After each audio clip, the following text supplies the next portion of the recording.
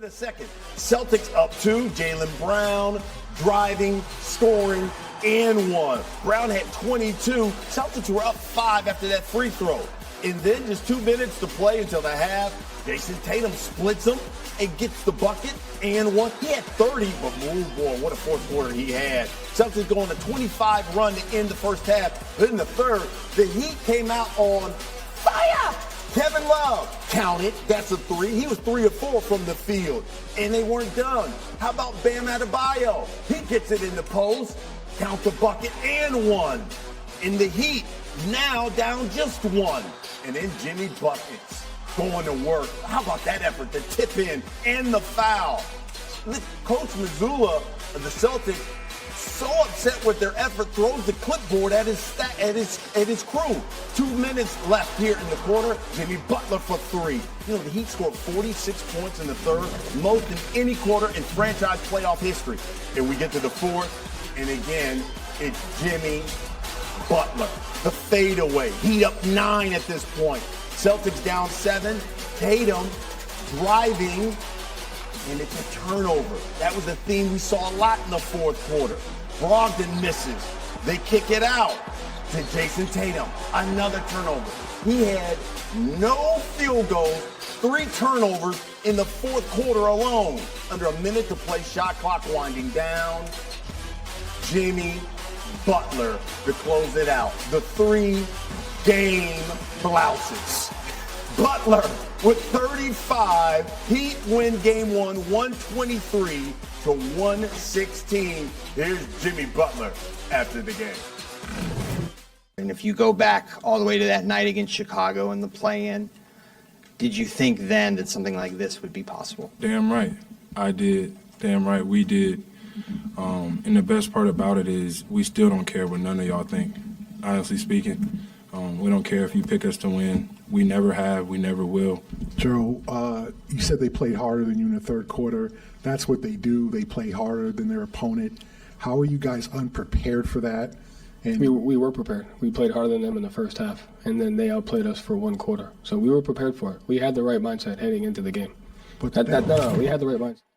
Boy, certainly testy, Mazzulla and the media there. Now, look, I thought that question was unfair. How were you unprepared for that? I don't know about that, but listen, the Heat exploded 46 points in that third quarter alone. What happened to Boston after the half? Well, the rest of that quote is what happened, because what he said at that point, what Mazzulla said, was alarming. We were prepared, then we let go of the rope. Then we let go. It's the Western Conference Finals, game 1. The day before, Al Horford had to stop practice and tell his players, we're not practicing hard enough. We're not ready to play. This is way too loose. If you've got to say that to a team that last year was in the NBA Finals, we can't make this about coaching. This team has enough experience to understand the moment, and they clearly didn't understand the moment. I'm inclined to agree. Listen, the nature of Joe Mazzulla's pressers at this point are almost combative, right?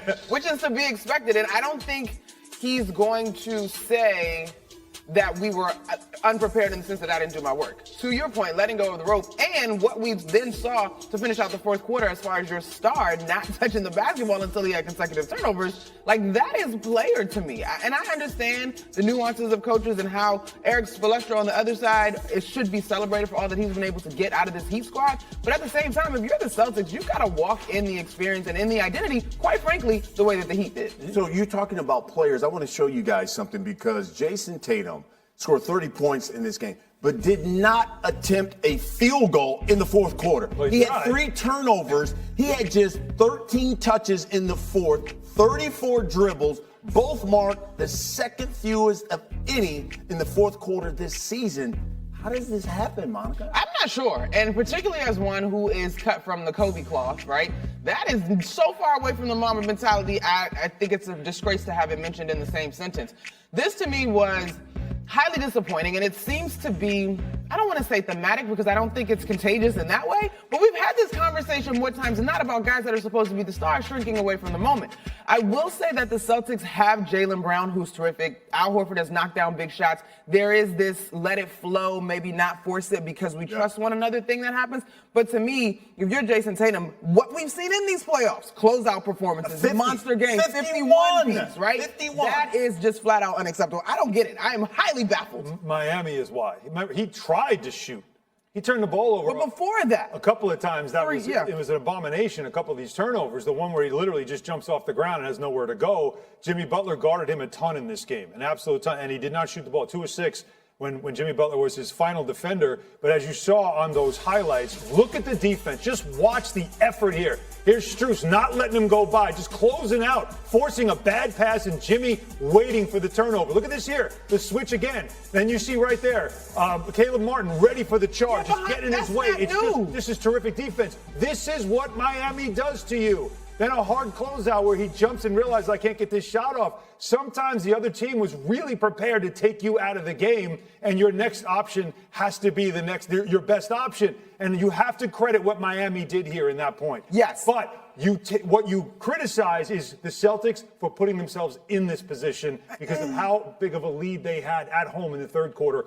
Early in the third quarter. Okay, I'll give you that. 2 things. Yes, give Miami a ton of credit. This is a team that hangs their hat on defense. They do a great job. However, you're Jason Tatum. You have seen defenses be geared up to you all season long. Yes. So I just think, to me, the overall stock selection, I'm not taking anything away from Max Strus, Jimmy Butler, load up. You and I just witnessed this Miami Heat defense very close. That's why I recognize it. We can see it. But I think if you're Jason Tatum, you know that's coming. You have to be a better decision maker. Now, if we get into the nuances in terms of how some of these turnovers came to be, what were y'all running? Are you completely leaning on ISO while the Heat are loading up 2 and 3 bodies towards Tatum? Well, that becomes a little bit of a problem. But to me, again, as a collective, you guys have experience. So nobody saw that was what was happening? Right, and you're talking now adjustments. But I will say this, the one guy we're not questioning, Jimmy Butler. Of course not. 35 points last night, and as you talked about, generally goes against the best player on the other team, plays defense as well. Yep. Is he the best player right now in the play? It is very interesting, isn't it? Have this conversation. Now, let's just be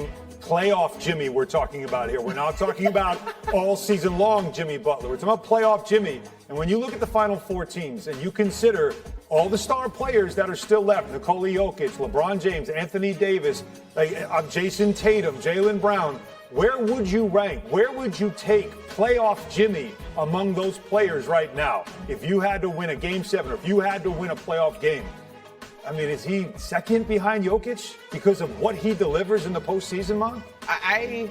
I know that the overall stats in the playoffs might suggest that he's second, but I would wonder what it looks like in clutch time legit. Yes. And so Jimmy Butler. when I think of clutch I time, want this I'm guy. going Jimmy Butler. I want You're this putting guy. him over Jokic. Yes. Jimmy Butler. The guy's averaging a triple-double, but we're going crazy, Jimmy, right? Yeah. But he's just proven in the moments that matter most. You just heard the sound we just ran. Yeah. They are not supposed to be here, in theory, right? And I tweeted this last night, and again, personal experience with this Miami Heat squad. Yep. I have long let go of 8th seed, play-in squad, injured, undrafted players. We have to have more of a conversation about the collective experience, not just Coach Spo, but these are guys that were here fighting for a spot for the finals last year. Max Strus, Gabe Vincent, they got more quality experience than some guys with some other NBA rosters, point blank period. I love that. By the way, because we got Eminem here, we got to play a game that is sweeping the nation. That's right. Is that McNuts?